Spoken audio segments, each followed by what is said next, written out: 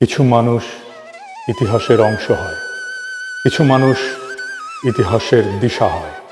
আমাদের প্রজন্মের জন্য খালেদা জিয়া ছিলেন দিশা। রাজনৈতিক আলোর দিশারি ছিলেন খালেদা জিয়া। তার কণ্ঠেই উচ্চারিত হতো বাংলাদেশের মানুষের আকাঙ্ক্ষার সবচেয়ে সরল অথচ সবচেয়ে শক্তিশালী বয়ান।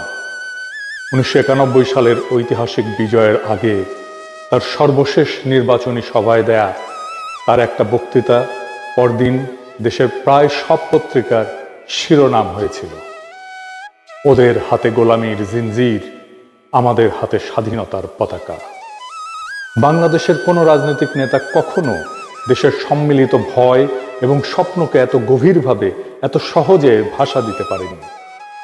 আমাদের জাতির সবচেয়ে প্রাথমিক এবং সবচেয়ে প্রকট রাজনৈতিক শঙ্কা, ভারত আমাদের একদিন হয়তো মিথিক্যাল অখণ্ড ভারতের অংশ বানিয়ে ফেলবে।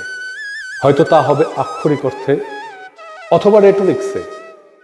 শেখ হাসিনার শাসন আমলে আমরা এই আশঙ্কারই এক ড্রেস রিহার্সেল প্রত্যক্ষ করেছি। বিএনপি প্রধান রাজনৈতিক শক্তিই ছিল খালেদা জিয়ার পরিচ্ছন্ন রাজনৈতিক দৃষ্টি। এই প্রশ্নে তিনি ছিলেন পাহাড়ের মতো অটল, সময়ের ঝড়েও অবিচল। ইতিহাসে কিছু নেতা তাদের দলের চেয়েও বড় হয়ে যান, খালেদা জিয়া ছিলেন তেমনই একজন। তার দল কখনোই তার নেতৃত্বের যোগ্য ছিল না। ক্ষমতালোভী সিভিল মিলিটারি ব্যুরোক্রেসি আর অলিগার্কদের হাতে তার দল কলুষিত হয়েছে। তার সততা আর বলিষ্ঠতাকে ব্যবহার করেছে কেবল নিজেদের স্বার্থ রক্ষায় আর ক্ষমতার আস্বাদ পেতে।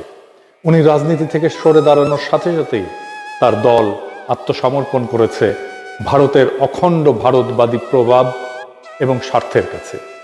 একসময় যার নাম শুনেই ভারত অস্বস্তিতে ভুগত, আজ তার পুত্রকেই দেশে ফিরতে দেখে তারাই আনন্দিত হয়, তার উপরেই ভরসা রাখে।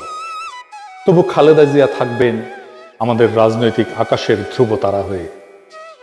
আমরা আবারও তাকাবো তার দিকেই রাজনৈতিক পথ নির্দেশ পেতে।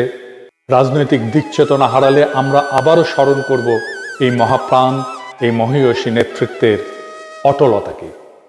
এই বিদায় অশ্রু দিয়ে নয়, এই বিদায় জানাতে হয় বুক ভরা গর্ব নিয়ে। আমরা আমাদের তারুণ্যের কমান্ডারকে বিদায় জানাই শ্রদ্ধায় আর গর্বে। অসীমের পথে আপনার অনন্ত যাত্রা শুভ হোক কমান্ডার।